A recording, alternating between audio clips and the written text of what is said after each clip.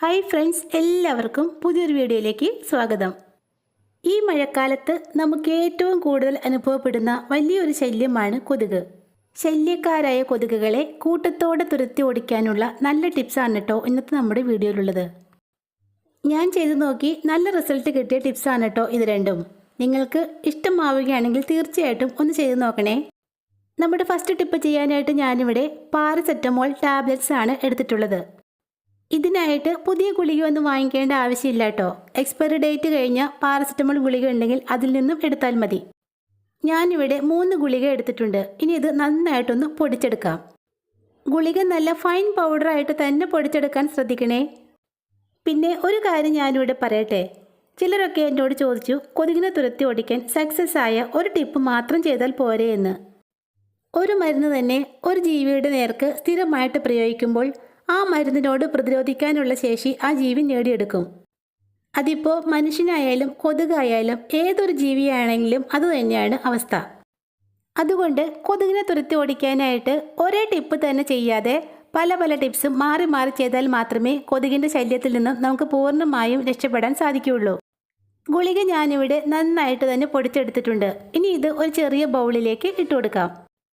ഇനി ഇതിലേക്ക് വേണ്ടത് ഒരൽപ്പം ടാൽക്കം പൗഡറാണ്.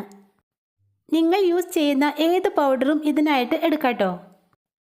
1 സ്പൂണോളം പൗഡർ ഞാൻ ഈ ഗുളിക പൊടിച്ചതിലേക്ക് ചേർത്ത് കൊടുക്കുന്നുണ്ട്. ഇനി ഇതിലേക്ക് നല്ല തിളച്ച വെള്ളമാണ് ഒഴിച്ചു കൊടുക്കേണ്ടത്. തണുത്ത വെള്ളം ഒഴിച്ചു കൊടുത്താൽ നമ്മുടെ ഗുളിക പൊടിച്ചതും പൗഡറും അലിയാതെ വെള്ളത്തിന് മുകളിൽ പൊങ്ങിക്കിടക്കും.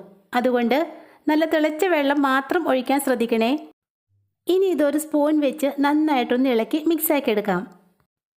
നല്ല തിളച്ച വെള്ളം ഒഴിച്ചു കൊടുത്തുകൊണ്ട് നമ്മുടെ പൗഡറും ഗുളിക പൊടിച്ചതും നന്നായിട്ട് അലിഞ്ഞ് മിക്സായി കിട്ടിയിട്ടുണ്ട്.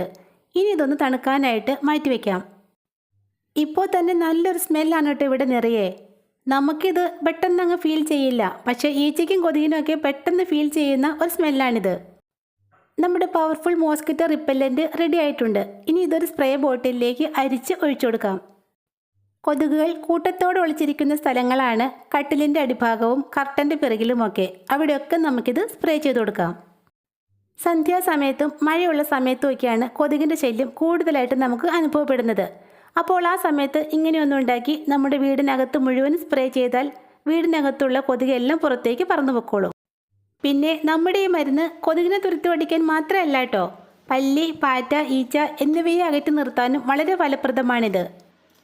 നമ്മുടെ kitchen counter top, stove top, dining table ഈ ഭാഗങ്ങളിലൊക്കെയാണ് പല്ലി, പാറ്റ, ഈച്ച ഇവയുടെയൊക്കെ ശല്യം കൂടുതലായിട്ടുള്ളത്.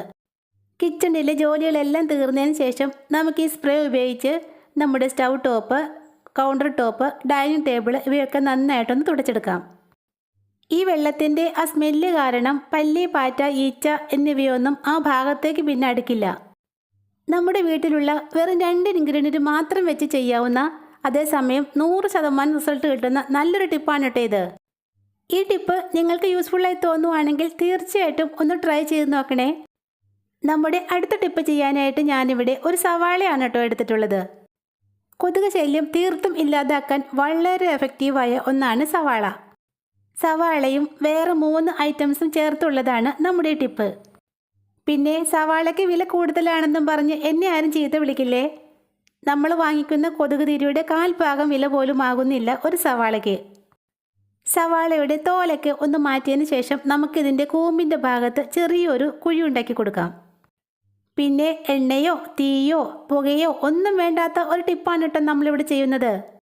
സവാള വെച്ച് കൊതുകിനെ തുരത്തി ഓടിക്കാനുള്ള വേറെയും വീഡിയോസ് ഞാൻ ഈ ചാനലിൽ അപ്ലോഡ് ചെയ്തിട്ടുണ്ട്. കാണാത്തവരുണ്ടെങ്കിൽ ഒന്ന് പോയി കാണണേ. പുറമെയുള്ള 2-3 ലെയർ വിട്ടതിന് ശേഷം സാമാന്യം വലിപ്പത്തിലുള്ള ഒരു കുഴി തന്നെയാണ് കേട്ടോ ഞാനിവിടെ ഉണ്ടാക്കിയെടുത്തിരിക്കുന്നത്. അടുത്തതായി നമ്മുടെ സവാള മറിഞ്ഞു പോവാതിരിക്കാനായിട്ട് ഒരു ബോട്ടിൽ ക്യാപ്പിൻ്റെ മുകളിലേക്ക് ഇതുപോലെ ഒന്ന് വെച്ചു കൊടുക്കാം. റെഡിയാക്കി വെച്ച സവാളയ്ക്കുള്ളിലേക്ക് 1 ടീസ്പൂൺ അളവിൽ ബേക്കിംഗ് സോഡ ഇട്ട് കൊടുക്കാം. ഇനി ഇതിലേക്ക് നമ്മുടെ ടോയ്ലറ്റ് ക്ലീനറായ ഹാർപിക്കാണ് ഒഴിച്ചു കൊടുക്കുന്നത്. ഏകദേശം 1 സ്പൂണോളം ഹാർപിക്ക് സവാളയ്ക്കുള്ളിലേക്ക് ഒഴിച്ചു കൊടുക്കാം. കൊതുകിനെ തുരത്തി ഓടിക്കാൻ വളരെ വിശേഷപ്പെട്ട ഒന്നാണ് വിനാഗിരി. ഒരൽപ്പം വിനാഗിരി ഇതിലേക്ക് ചേർത്ത് കൊടുക്കാം. വിനാഗിരി ഒഴിക്കുമ്പോൾ നന്നായിട്ടൊന്ന് പതഞ്ഞ് പൊന്തി വരും. അത് നമ്മുടെ കൗണ്ടർ ടോപ്പിൽ വീഴാതിരിക്കുന്നതിന് വേണ്ടിയാണ് ഞാനിവിടെ ഒരു ചെറിയ പാത്രം വെച്ചിട്ടുള്ളത്. വിനാഗിരിയും ഹാർപ്പിക്കും ബേക്കിംഗ് സോഡയും കൂടി സവാളയ്ക്കുള്ളിൽ നിന്നും പതഞ്ഞു പൊന്തി വരുമ്പോൾ നല്ലൊരു സ്മെല്ലാണ് കേട്ടോ ഇവിടെ നിറയെ. ഈ സ്മെല്ലാണ് കൊതുകിനെ തുരത്തി ഓടിക്കാൻ സഹായിക്കുന്നത്. സവാളയ്ക്കുള്ളിലെ സൾഫർ കണ്ടൻറ്റും നമ്മൾ ചേർത്ത് കൊടുക്കുന്ന വിനാഗിരി, ഹാർപ്പിക്ക്, ബേക്കിംഗ് സോഡ ഇവയൊക്കെ ചേരുമ്പോൾ ഉണ്ടാകുന്ന ഒരു സ്മെല്ലാണിത്. നമ്മൾക്ക് ഇത് അത്രയ്ക്ക് അങ്ങോട്ട് ഫീൽ ചെയ്യില്ല, പക്ഷേ കൊതുകിനൊക്കെ നന്നായിട്ട് ഫീൽ ചെയ്യും.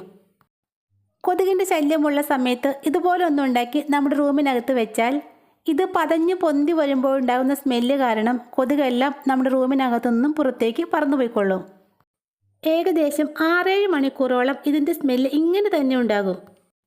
ഇതിൻ്റെ സ്മെല്ല് തീരുന്നതുവരെ ഒരൊറ്റ കൊതുക് പോലും ആ പരിസരത്തൊന്നും ഉണ്ടാവില്ല. വീടിനകത്തെ കൊതുകിനെ തുരത്തി ഓടിക്കാനുള്ള നല്ലൊരു ടിപ്പാണ് കേട്ടോ ഇത്. യൂസ്ഫുള്ളായി തോന്നുവാണെങ്കിൽ ഉറപ്പായിട്ടും ഒന്ന് ചെയ്ത് നോക്കണേ. അപ്പോൾ ഇന്നത്തെ ടിപ്സ് നിങ്ങൾക്ക് ഇഷ്ടമാവുകയാണെങ്കിൽ എൻ്റെ ഈ ചാനൽ ഒന്ന് സബ്സ്ക്രൈബ് ചെയ്തേക്കണേ. താങ്ക്